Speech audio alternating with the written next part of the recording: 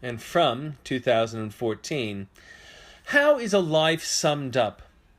Masters and Apprentices frontman Jim Keys passed this morning of pneumonia, complications from a cancer battle.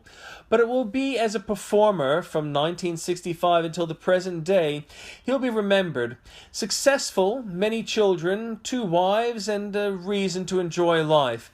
He only sang one song I liked, Because I Love You, in 1971, but then my musical taste leaned towards ABBA and The Seekers and, yes, King Crimson, Islands, Genesis, and not to the raw rock that is easier to market to emo teens and perpetually immature.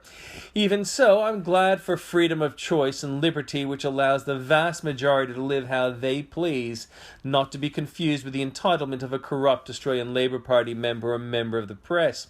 I don't mind dying so long as I can live. Give me liberty or give me death, but life is sweet, and even a stinking coward would willingly trade much to extend it. Thank you, Jim. Rest in peace. The price of liberty is eternal vigilance. A former Age editor was appointed by the Howard administration to head the ABC.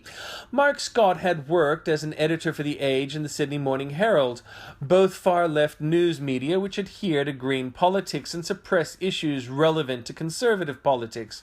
He is also a former chief of staff to Conservative Party Education Minister Metherell and Chadwick. If ever my issues are examined by the activity of Scott, will need to be examined to exonerate him for the possibility of corruption.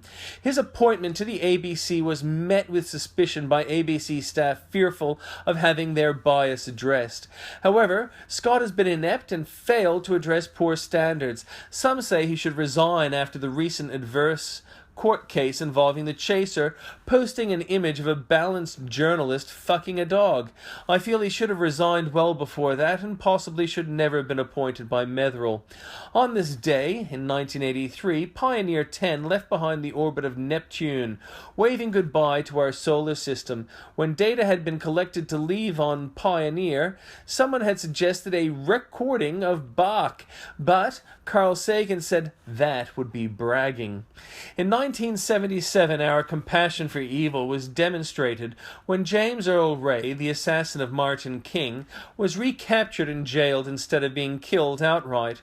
In 1971, the New York Times began publishing the Pentagon Papers it had ignored while Democrat was president. In 1970, The Long and Winding Road became the Beatles' last #1 hit. Some wanted them to make more. Let it be. In 1525, Martin Luther married his chosen mate, something not generally done under the rules of the Catholic Church. In 313, the Edict of Milan was granted, giving religious freedom throughout the Roman Empire, and so creating a foundation for the secular society we enjoy today, giving us liberty that the corrupt, like Scott, would prevent. That's it from me for today. I don't see anyone, so if you come across this video at another time and you like it, like it! Also, feel free to comment and share. Spread the love. Be well.